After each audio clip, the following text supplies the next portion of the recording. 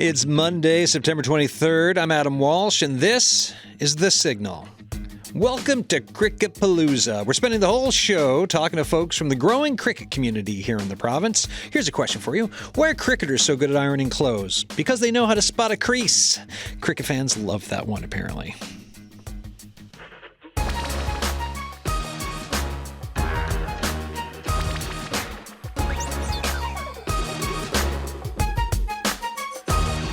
I will note that in-joke there got 0 laughs in the studio, so I need to look at my cricket puns a little bit more when I go into things.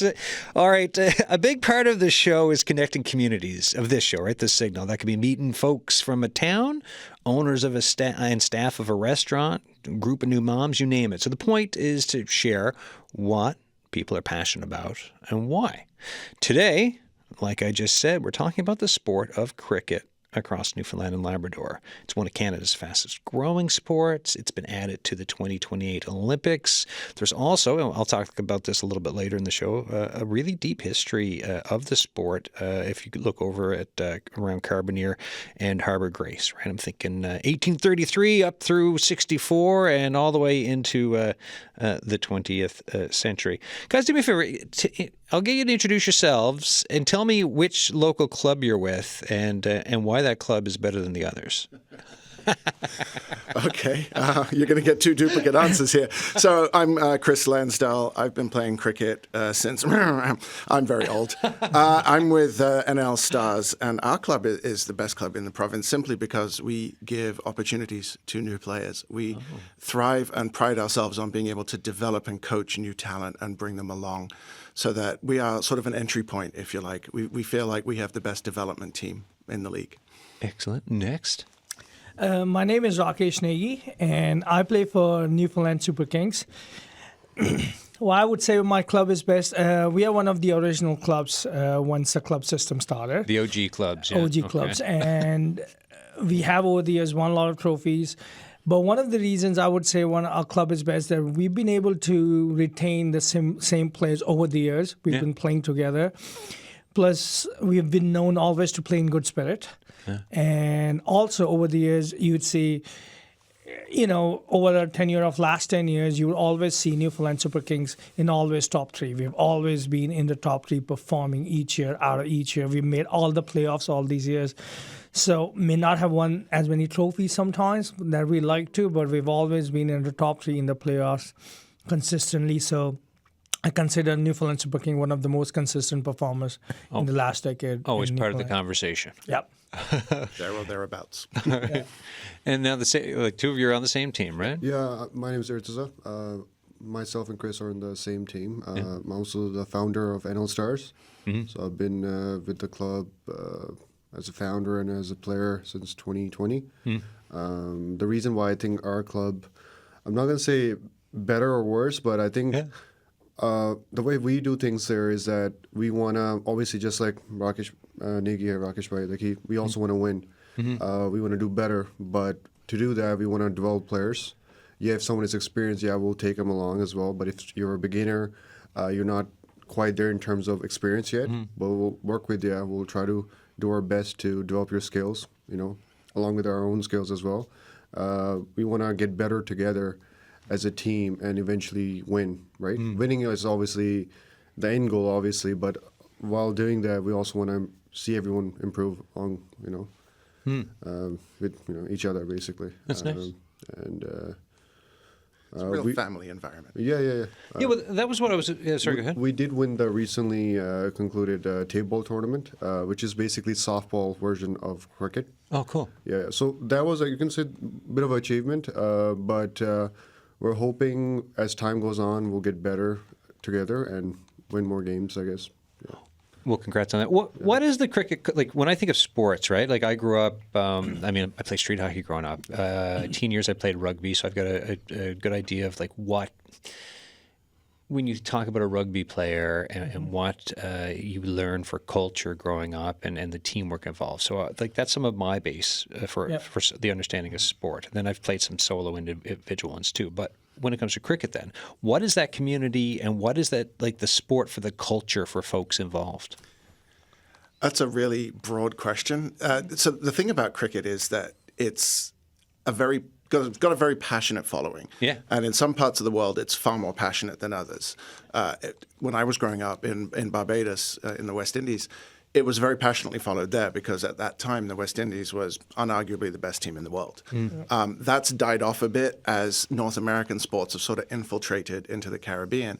But if you look at South Asia now, India and Pakistan especially, it's beyond passion there. If you think about how like European teams like their European countries like their soccer teams, or American people like their college football teams, it's way above that even when you get to South Asia. Yeah. So locally, there is that passion, there is that desire to see your team perform well. But we haven't got to the point yet where it's gone beyond a friendly rivalry, which is great to see because there are all these teams trying to compete with each other, but it never gets to the point of animosity. Yeah, it doesn't get, especially like you just said, there's certain, and it can be said the same with hockey and other sports too, in certain regions, certain areas, the tension can be a lot depending on who's involved. Well, there have been times there's tension here too. But Chris is being nice and playing it down. But I mean, at the end of the day, those tensions don't carry over year by year. Once you end the season, you end the rivalry. Over the years, I have had a lot of rivalries with different clubs, different players, but we leave it on the field, right? When you're competing for the trophies.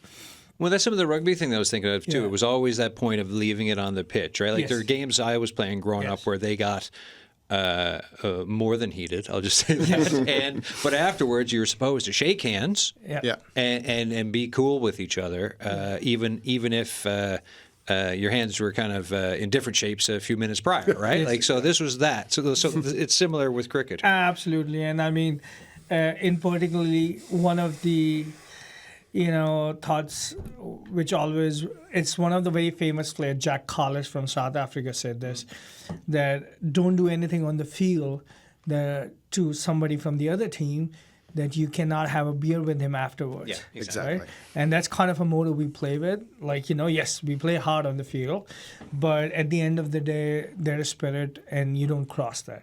Now, has that been crossed a few times over the years? It happens. I mean, it happens, emotions get better a few from each team.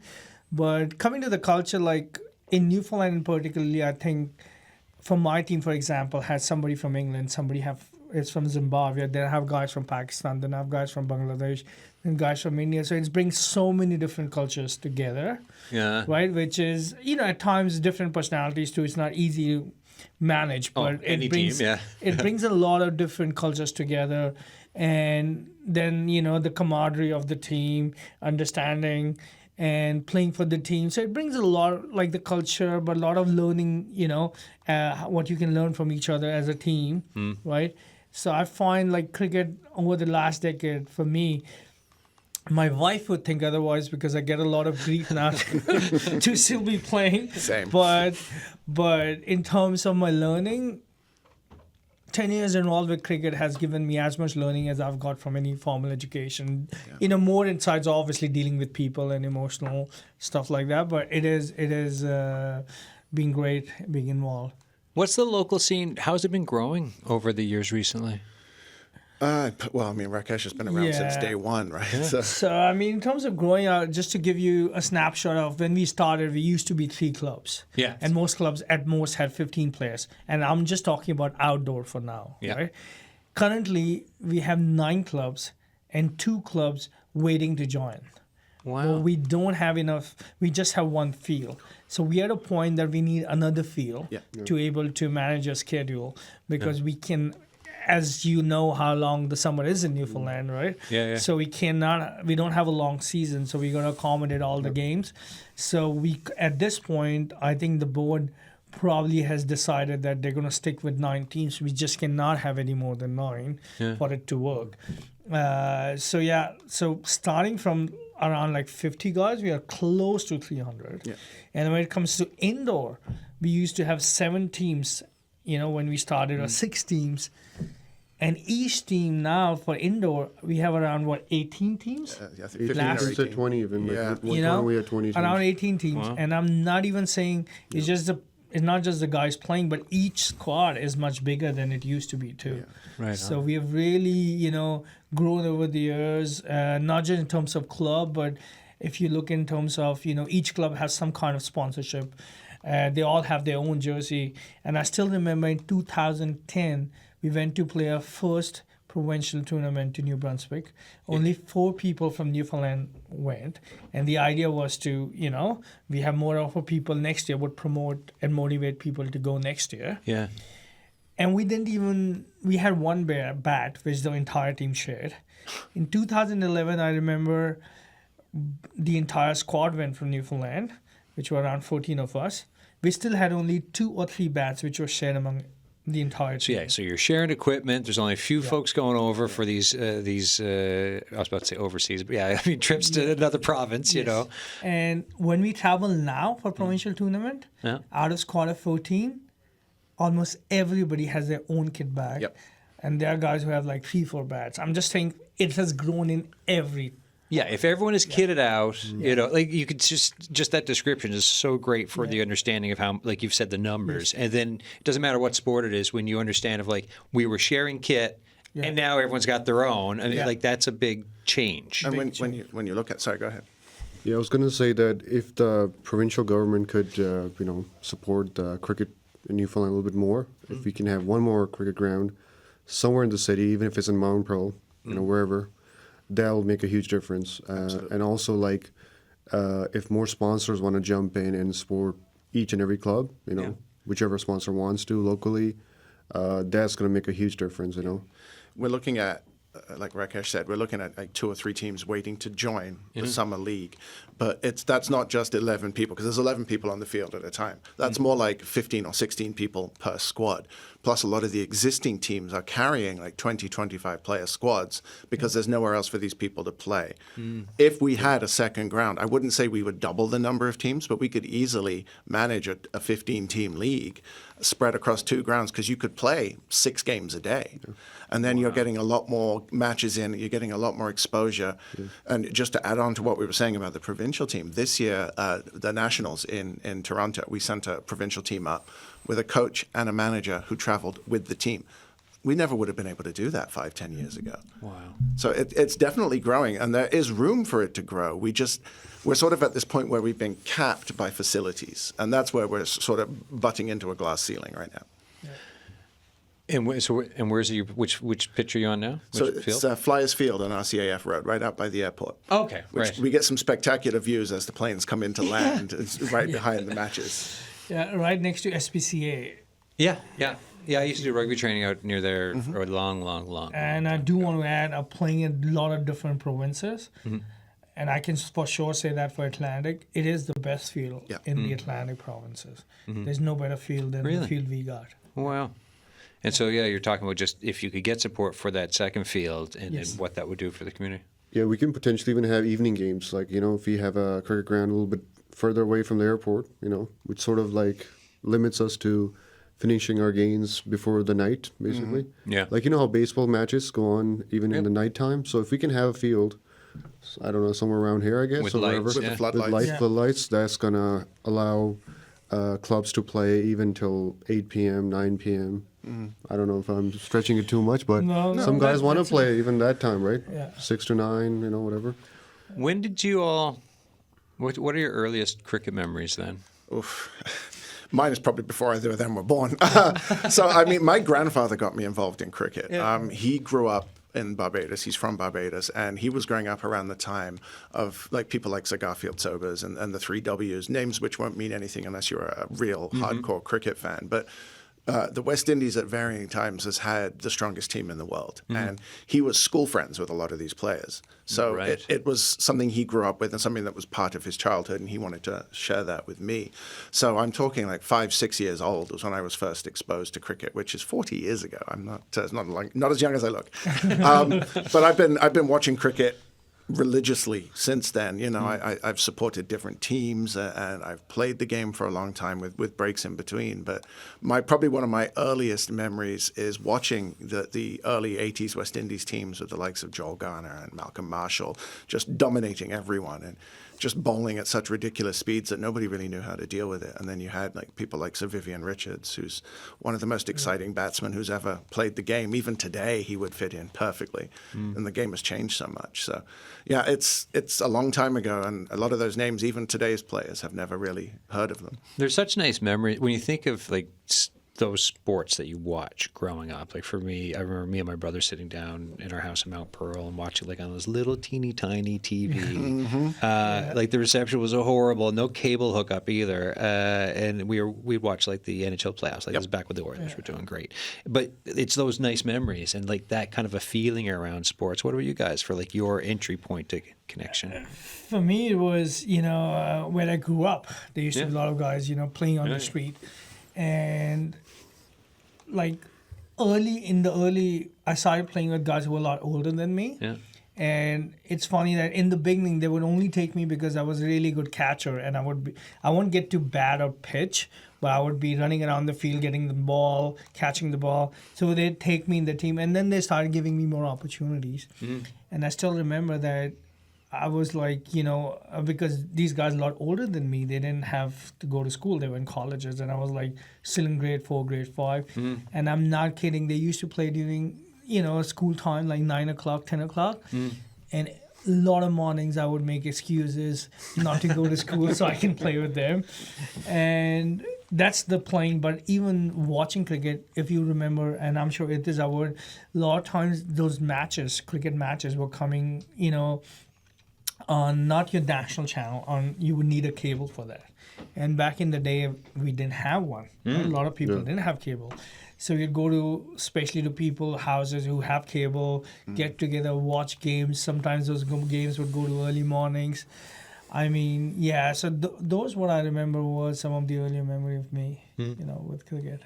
How does street cricket work? You said guys were playing on the streets. How does that work? Yeah, it's ridiculous, to be honest. Like because we used to make so many, like we are playing in whatever little space we can get, right? We were playing there, and there would be a shop on your right, there are houses on your left, and so many times we would hit the ball, which would go to the shop, and the shop guy would not return the ball, shout on us, call our parents, and we've broken a lot of windows. Yeah. We had the same thing. Yeah, it was the same thing with me in street hockey. It would be like sometimes you'd have folks be like, "Stay away from my car," and then they'd be like, "We're not anywhere near your car, Mr. So and so." And then sometimes he'd be like, "I'm taking your ball. You're not going to get it back." And I'm like, "Oh!" And so it was always this constant push and pull for like street hockey. It sounds like it's exactly the same. Yeah. And I was like, especially when we hit a ball and it goes in some their apartment and it goes someone's balcony. Right?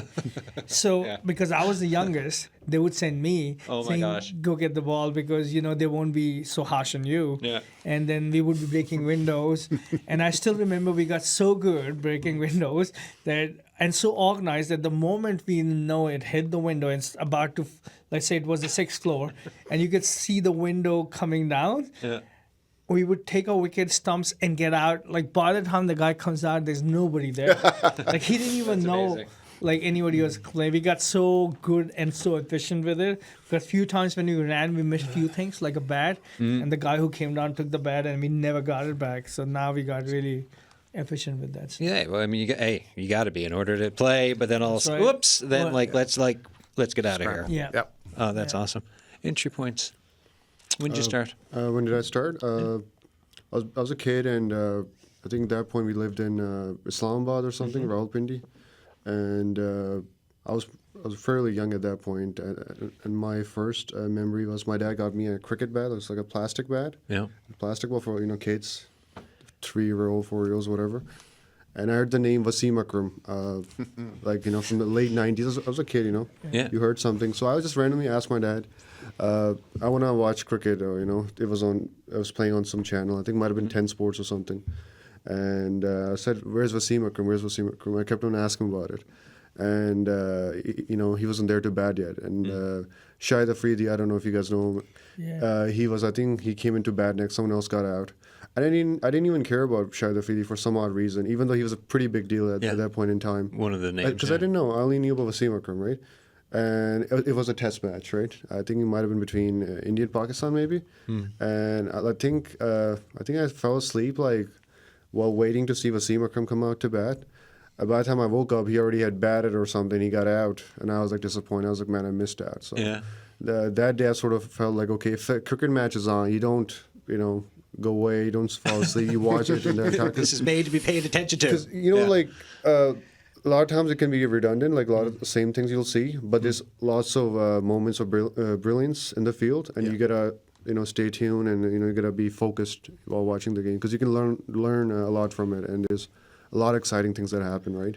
Yeah, I feel like that for watching a lot similar with a baseball game, right? Like if you're, it can easily look very samey if you're not paying close attention, but if you're actually watching it, there's loads of brilliance. But that was a test match, right? That's a 5-day game. Now we got T20, and we also have ODIs. We play T20 and T40. Yeah. So what are the differences in this range, right? Because when I grew up, no one would ever talk about cricket. They'd be like, "Oh yes, take 4 or 5 days," and like that. This is all I would ever hear. Yeah. So tell me about the range of what exists nowadays. So cricket is this fascinating sport that each different type of the game appeals to a different group of people. So the test match is the one that everybody thinks of when they think of cricket. That lasts at most 5 days. There are some teams now who play with a style where the game is often over in 3 days, which still might seem like an eternity to North American sports fans, but for test match fans, that's unheard of. But that game is essentially 2 teams who bat twice each, and they try to score an aggregate of the most runs over their 2 attempts at batting, in the simplest possible terms. Those games right now are more for the purist. They're for the hardcore fan. You won't get many casual viewers watching a test match because there are long periods where the game feels very slow. And it's more of a tactical battle. And in order to really enjoy it, you have to understand the nuances of what's going on. That sounds a bit gatekeepy, but honestly, I would not recommend that would be anyone's entry point. No. Down from that, you would go to the 50 over games or the 40 over games, which they last a full day, like 7 or 8 hours normally. And that's one team bats, tries to score as many runs as they can in a limited amount of balls. Then the next team tries to pass that. Very simple concept. It's a lot faster. It's a lot more action-packed. It still does stretch the attention span. So that one's a little more popular to the mass market. The newest form is this version that they call T20. So when I was Googling, getting ready for today, trying to learn something about cricket, that's what I kept seeing, right? Yeah. I kept seeing that come up. T20, yeah. It was invented to appeal to the mass market, to sort of break cricket into North America, because the games last about 3 hours. So it's about the same as a baseball game, about the same as a football game. It's nonstop action because you only have 120 balls to make as many runs as you can. So every single ball is an event on its own. Those games are action-packed. They have a lot of sort of fanfare and lights and fireworks and stuff associated with them. I'm sure one of these gents here will be talking about the IPL in a moment, which is the biggest league in the world right now. But that is the format that when people think about cricket now is what people are normally talking about. It's accessible. It's popular. Canada has played in the World Cup recently in this format. And it's the one that I would introduce people to cricket with because it's the easiest to follow. And it's very entertaining. Yeah. And that's a format also which is the one they're going to play in Olympics. Yeah. Right? Yeah. So folks, like if you this is on your radar at all now, get ready, because just like we saw with the Olympics we just had out of Paris, there's sports that would pop up. Like there's the shooting thing that everyone was paying attention to for a few days. And breaking. Right? Yeah. Yes. Right. Yes, that as well, and a certain Australian performance as being part of it, which all came up. But yes, like the world stage, right? So cricket, it already has a world stage, but then also to add that to the Olympics when the whole world is kind of tuned into something. And I'm pretty sure cricket is. Google can correct me, but it is the second most watched giant, right? in the world. Yeah, second after to soccer, soccer, football. Yeah, and a lot of that just comes from India. 1.2 billion people. Yeah. It's like a religion in India. In most Asian countries, it is like a religion. It's like hockey in Canada, right? Yeah. And also going back on the T20 format that actually Chris explained very well.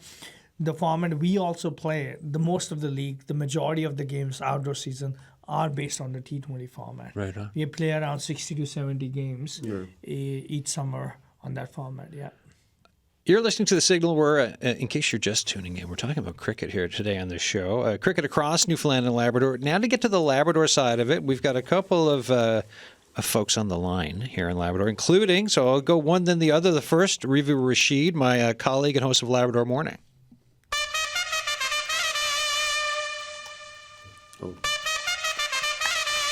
Hello, Adam. Good morning. How you doing, buddy?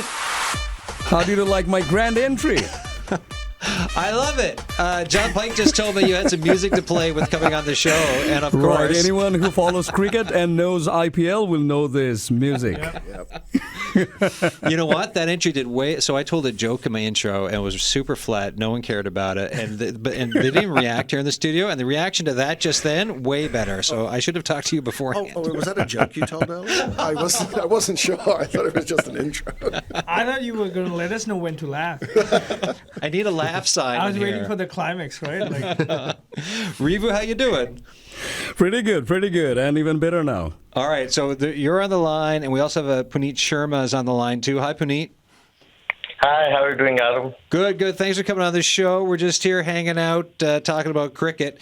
I'll go with Rivu first. Rivu, I sent you a note earlier today because you're going to come on to talk about this, and I said, "Are you much of a cricket fan?" What was your response to me? I definitely told you huge, and I held my U button. First of all, thanks, Ribu, for the lovely music that you remind me of IPL in Labrador.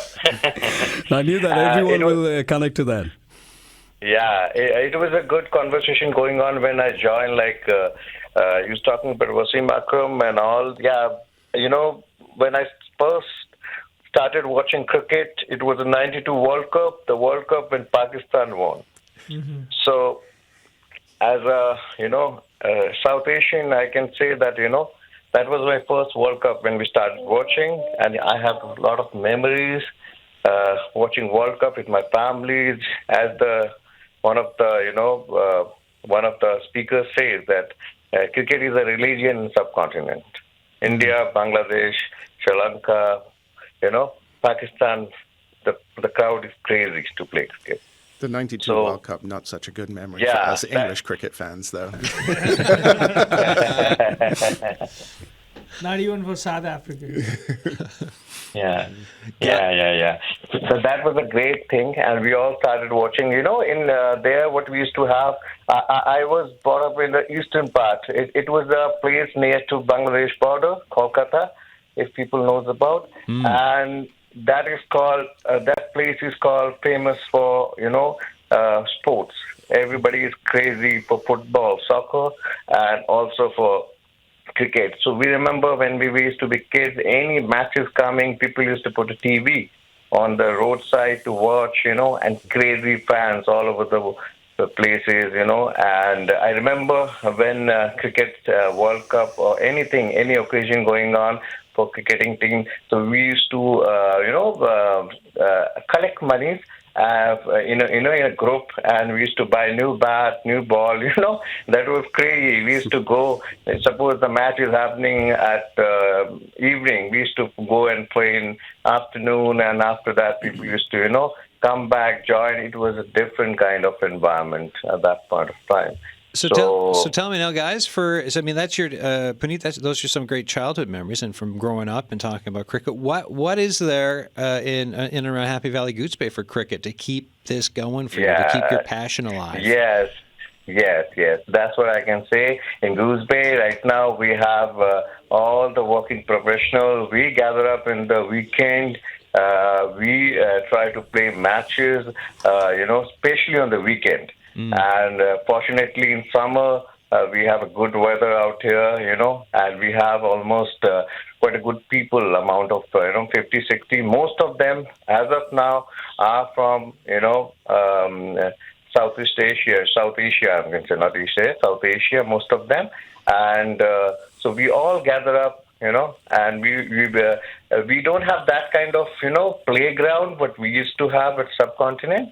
But we don't have pitch and all, but we all made up something, and, at least 20, 25 people gather up in the weekend, try to play, spend time playing few hours, and as a cricket lover, since I want this community, especially the kids, like in back home, in India, they have under 14 team, under 18 team. So I want that here also the young people, young kids, they can start getting cricket and all. So I'm hoping my kids, when they grow up, go school, they'll start playing cricket to play. Yeah, it's a diversity, totally. No, in game also. It's a like you said, growing sport, and to have 50 or 60 involved in and around Happy Valley Goose Bay. Rivu, who's still on the line, I was just going to ask you, what's it like for you to you talk about the passion that you bring, that you have around cricket. So you've been out. What's that like What's that been like for you to play in Happy Valley Goose Bay and to be around folks who are grew up with cricket? Oh, it's actually tremendously awesome, I would say. It's because the first time I saw those guys playing cricket on the base, it was good for me because I live on the base. So when I was just traveling, I saw these guys, obviously Indian, they look like me, Indian and from India, Pakistan, and there was no one from Bangladesh that time. But I saw them huddling, and I'm like, what is going on? Let me go and find out. And that's when I found out they're playing cricket. And I'm like, okay, I'll go and join them. And I did one of the pieces for Labrador Morning. That was my very first piece when I moved up here. And I did a little bit of feature on the cricket. And that's when I started playing with them. I can't play every day, but I got to say, these guys have so much passion. They play rain or shine every time they plan to play, they will play there. All right, guys, we're going to have to let you go. We're going to bring it back to the guys here in studio, but I just want to say, Rivu, thanks for bringing the great tunes, to which I was I'm very appreciative of you bringing the music there. And Puneet, thanks so much for sharing about your growing up and also for now. No problem, Adam. Thank you so much. Actually, being from Bangladesh, I must say that our dynamic is completely different, especially during India-Pakistan match. I must say, I'm not really sure if I should say that, but I'm a huge India fan. So, wow. Yeah, so it's always under pressure. Like whenever I say that, because my dad is a Pakistan fan, so yeah, we get down. You can only guess. Yeah, are you following rivalry there? All right. Are you following India-Bangladesh Test series, Rivu? Oh yes, India won over Bangladesh by 280 runs. Ooh. Yeah, cool. Good But performance. Bangladesh is a good team. All right, I think I'll get Pike. You got that Thanks, Adam. Rivu's music there? Thanks, guys. Here, we'll play you out with some music again. So, we don't have it here. That's a Never good mind. ending. Rivu, can you play yourself out? Do you got that music? Yes, I we love think it. John Pike has it. All right, we'll try to find it. Puneet, thanks so much. Rivu, thank you very much. Thank you. Thank you, Adam. Take care. I guess the music got lost in the ether. Coming back here into the studio now. Folks, it is Cricket Day here on The Signal. I'm Adam Walsh. We've got Chris Lansdell here. Thank you very much, John. Rakesh Negi and Urtaza Dar. You're going to say something? Yeah, I was going to mention how in Labrador, a lot of guys go to, it's called Ferme-Neuve, Quebec, which is like 20 minutes away from Labrador. And they go there to play cricket. It's basically a baseball field. Right on. It's, so they're playing there outdoors in the nighttime. So that's a pretty big deal. So guys from Quebec around that border, or Labrador and Quebec, they're playing cricket there. So that's a pretty big deal, too. Yeah. This is a growing population there as well. No, totally, for right. cricket. So lots of growth in the province, right? Nice to see. It's nice to hear, because, you guys seem surprised when you heard 50 to 60 for numbers, right? Definitely. Yes. And just because you mentioned Quebec, I made sure all the interviews I've had over the years on cricket, just so that people know, Newfoundland cricket team has beaten Quebec twice in last decade. Because not a lot of sports, Newfoundland beats Quebec, so we That's have true. beaten them. Wow. Especially it is, very ironic given the size that Quebec has. Yes. And also Quebec won the national championship last year, which includes all the provinces competing against each other. But we have over the years beaten Quebec. Just in terms of, to give some perspective, we know what the population bases are like between the two. Quebec has, I think, 8 different leagues with over 60 clubs and 12 different grounds. So Wow. when you're looking at the differences in their base of players that they can choose from, obviously it's a David and Goliath situation. This past year, we had the Eastern T20 tournament here. So that's all the Eastern provinces, cuts off at Quebec because nobody wants to invite Ontario. So it was Quebec and the Atlantic provinces basically all came here to compete here. Typical Newfoundland, of course, we lost a full day to rain. But the game against Quebec that we had was extremely close, and we were within a couple of balls of winning that match. I did some commentary on that, and to see the way that the federations especially from Quebec, have supported cricket in Newfoundland and Labrador has been really heartwarming. A lot of the supplies we have now are actually donated to us by Cricket Quebec. Over the years, they have done a great job of supporting the sport here, and we've thanked them by beating them twice. So I think that's just a fair exchange, really. The weather here, how conducive is it for playing cricket? Because it can be a lot of things all at once, all the time. Yeah, I mean, the biggest challenge with the weather is two things. One is the cold, obviously. Yeah. Some days it's colder. But even cold at times I would take it, but the biggest is the wind. Yeah. So wind at times, and most times living close to the Atlantic Ocean, we always have high winds. And especially high winds, the biggest problem with the high winds, it comes to the catchers, because in cricket we don't wear any gloves for catching. So if the ball is really high in the air with the wind, it's very difficult to judge. Yeah. Right? So it is not easy to catch the ball. That's the part that's always freaked me out, to be honest. Because how hard is the ball? Very. Very hard. That's what I thought, Yeah. right? Like So I it's- thought that. It's a cork core surrounded by leather and stitched together, similar to the way a baseball is stitched together, but there's just one seam. It's probably slightly harder than a baseball and slightly bigger. Yeah. Yeah, so if it's windy and you're trying to catch that thing when it's coming And down, it's hard, and I mean, so I was going to say that this is not, the season is over, the hardball season is over.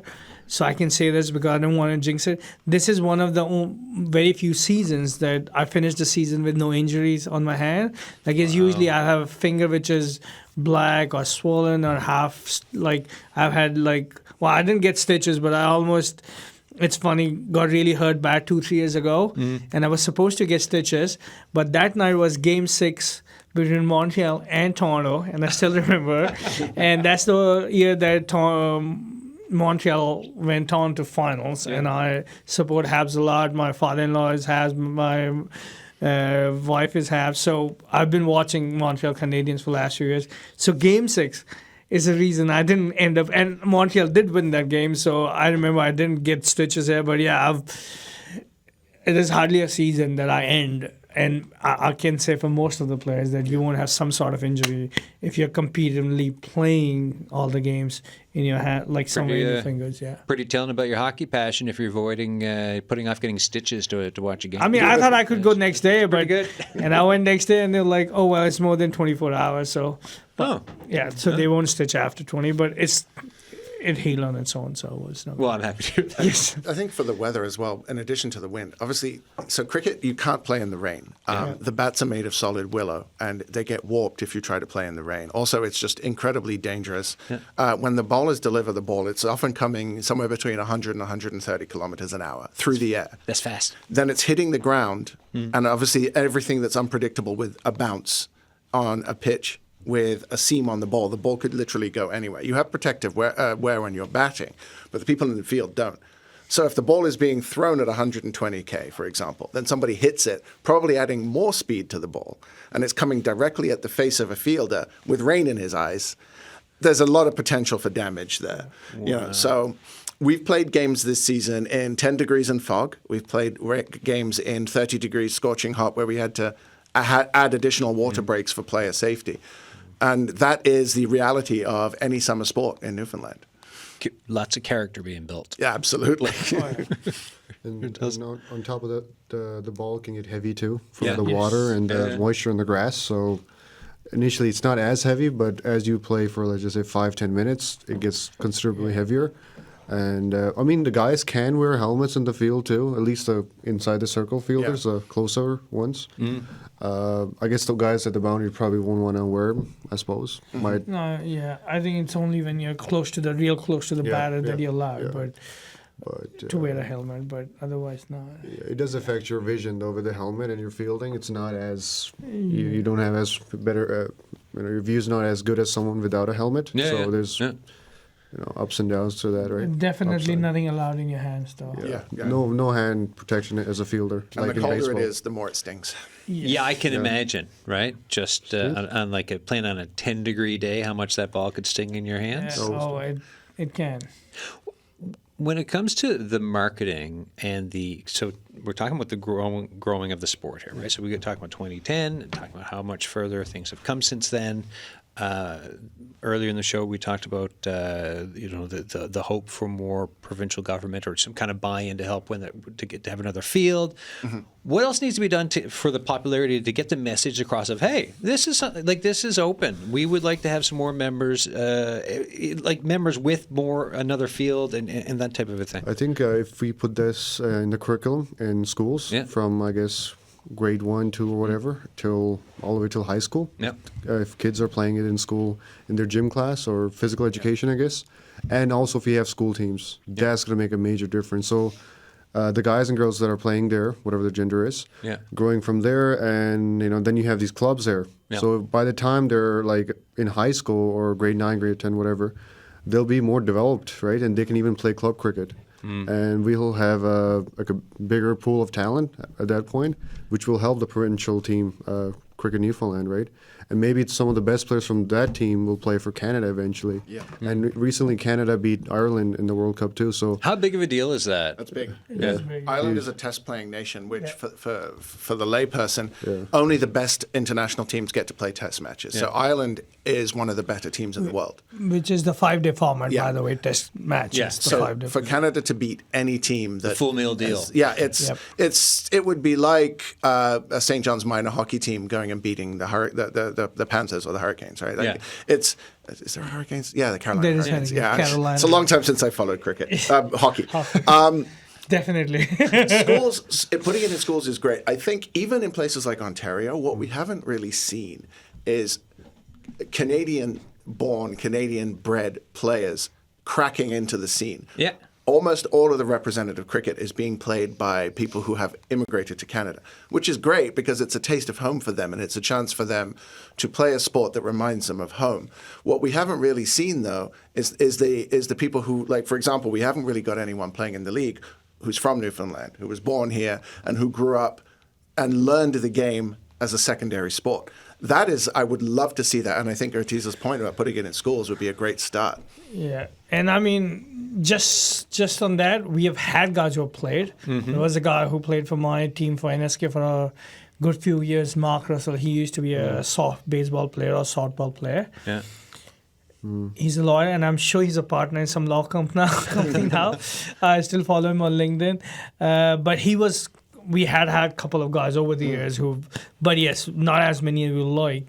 But schools is one part, but the other part, one thing is getting introduced in schools, but the other part, which as an association we have struggled over the years to, is we have had opportunities to go in a lot of schools to show cricket and to have, be part of the curriculum every week.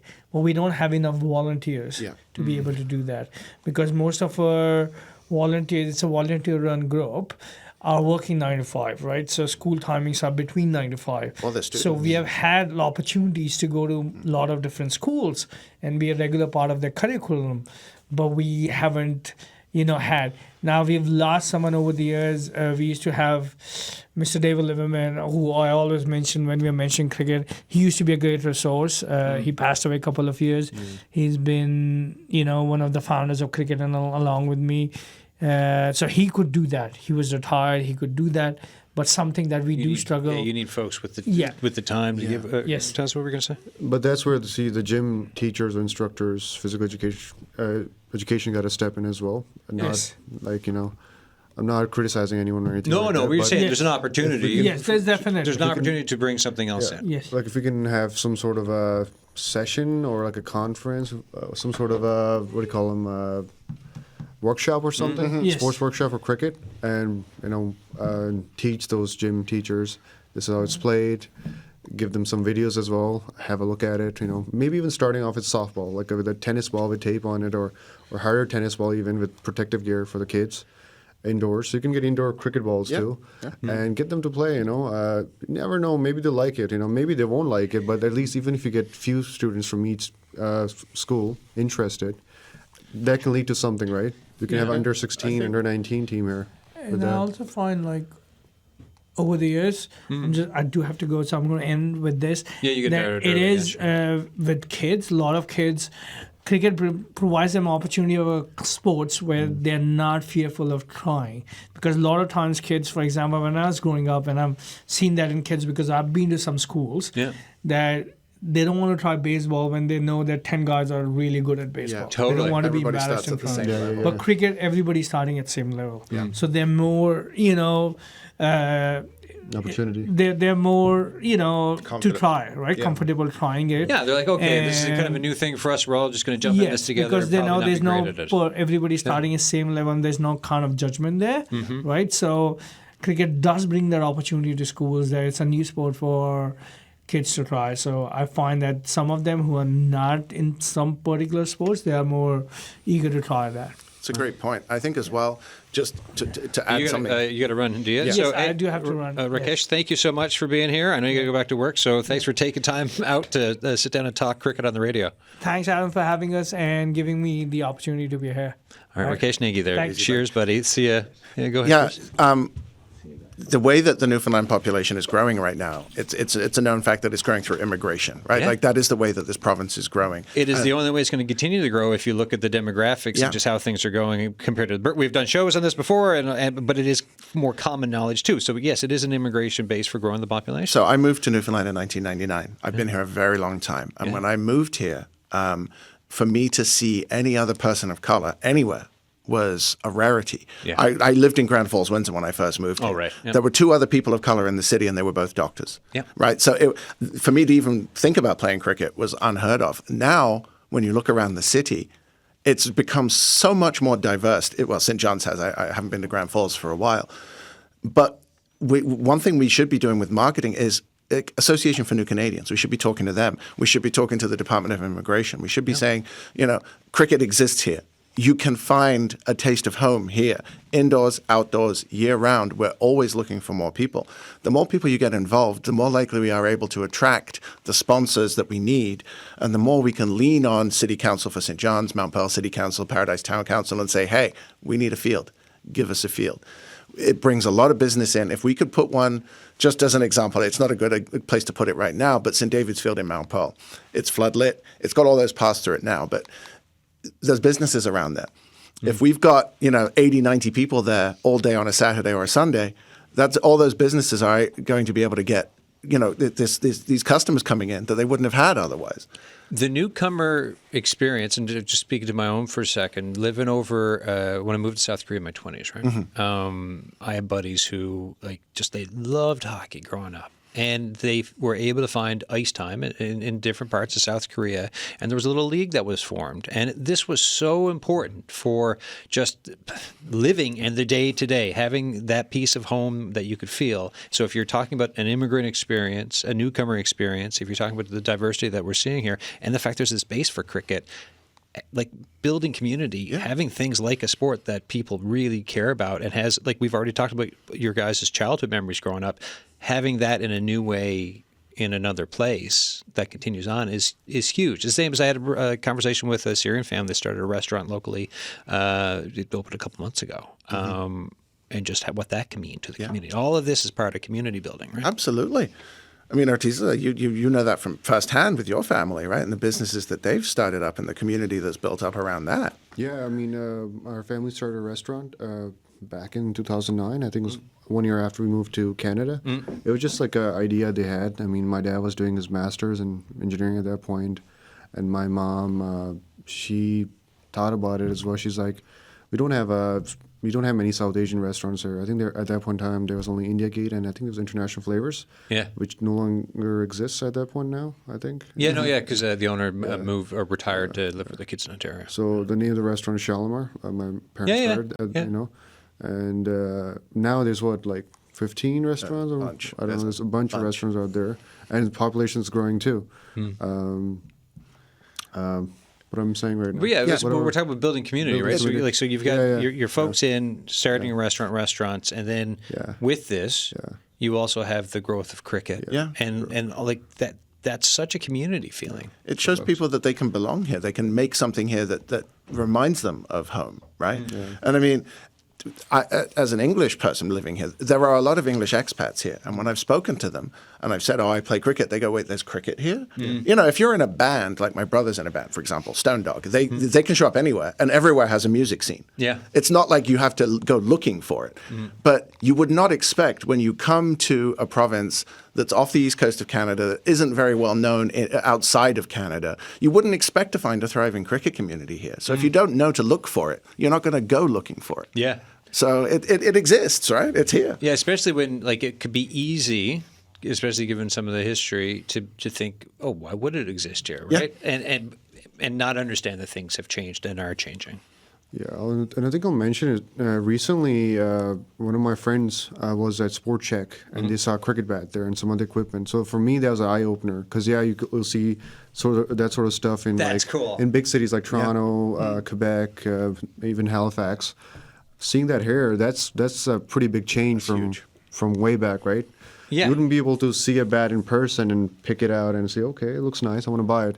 A lot of times we buy stuff online, right? Yeah, you're ordering it in, you trust don't the know what it's supplier, be like, we want a decent bat. He'll say, I have this, and this option. But to purchase a cricket bat, you actually you gotta have a good look at it. Yeah. You gotta hold Like it, a hockey stick. Yeah, see same how thing, good the ping is when you hit the ball with Baseball it. bat, hockey stick. It's Yeah. like if you can't feel it. Exactly. So a lot of times we'll buy over the years number of bats, 3-4 bats, and maybe one will be good, maybe two will be good if you're lucky. And they're not cheap. And they're not cheap. They cost you a fortune. How much does one cost? A good bat will cost you anywhere between $400 to $700, maybe even $500, $700 in this day That's and age. top of the range. You can get perfectly serviceable ones for between like $150, $300, but they're not going to last you as long. Yes. Plus, we're playing in Newfoundland, right? We're playing with the wind, against the wind, and when you're hitting against the wind, you need a little bit of extra push with your willow, with your bat. Yeah. And I'm going to be honest, you're not going to get that with a beginner level bat, especially if you're playing here. Yeah. One that's thing just, I would add, just in general, because I'm conscious of time, and I really want to touch on this, is that Yeah, please. if you are curious about cricket as a sport, Yeah. you like baseball, you like softball, and you've always heard about this, the best way to learn cricket is to watch it with someone who knows it. Trying to read the rules of cricket or have someone explain them to you just outside of context makes it sound way more complicated than it actually is. If you are watching a game of cricket and have someone sitting with you who can tell you what's going on and why, the game's actually quite intuitive. We had actually, when the Eastern T20 was here, we had a couple of people pop down. We had someone from CBC TV come down. We had someone from another radio station come down. And I chatted with them. I explained what was going on. And it's a lot more intuitive when you can actually see, okay, they hit the ball, they're running. Okay, he caught it, so he must be out. So now someone else comes in. It's a lot easier to explain that as it's going on. So if you want to learn about cricket, get in touch with someone from Cricket NL. Our information is on Facebook. It's on YouTube. You can easily get in touch with someone. We can tell you when there are matches. We can get you to come down. We can show you how the game works. We'd be more than happy to teach you the game.